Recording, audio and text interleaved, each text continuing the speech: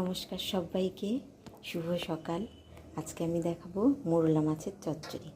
এই দেখুন, মোরলা মাছটা খুব একটা বড় নয়, তবু আমি আজকে করব মোরলা মাছের চচ্চড়ি। এই যে ছোটো ছোটো করে বেগুন, ছোটো ছোটো করে আলু কেটে নিয়েছি, টমেটো, পেঁয়াজ আর এই যে কাঁচা লঙ্কা ছোটো ছোটো করে কেটে নিয়েছি, ধুয়ে নিচ্ছি। দেখুন আর কি দিয়ে করি। কড়াতেই করব, তাই কড়াতে মেখে নিব একবারে। সবজিগুলো দিয়ে দিলাম। এইবার দেখুন মাছগুলোও আমি দিয়ে দেব। মাছ কটা দিয়ে দিলাম। এবার লাগবে হচ্ছে এই যে নুন, হলুদ, লঙ্কার গুঁড়ো আর সামান্য একটু চিনি, এটাও দিয়ে দিলাম।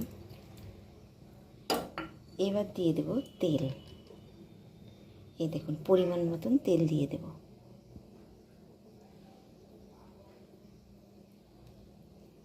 এটাকে আমি করব কি হাতে একটু মেখে নেব,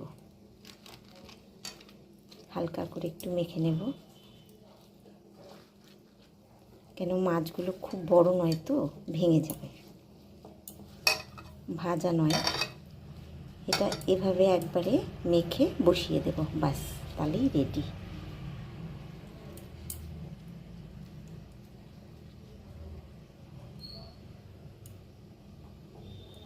বসিয়ে দিয়েছি। এবার সামান্য একটু জল দিয়ে দেব, সামান্য একটু জল দিয়ে চাপা দিয়ে দেব। বেশি নাড়ানাড়ি করা যাবে না, ছোটো ছোটো মাছ তো ভেঙে যাবে।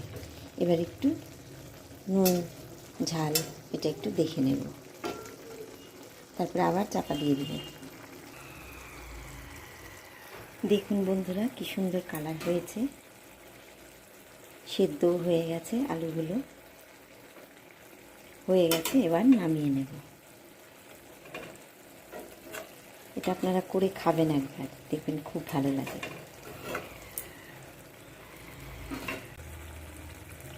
মোরলা মাছের চচ্চড়ি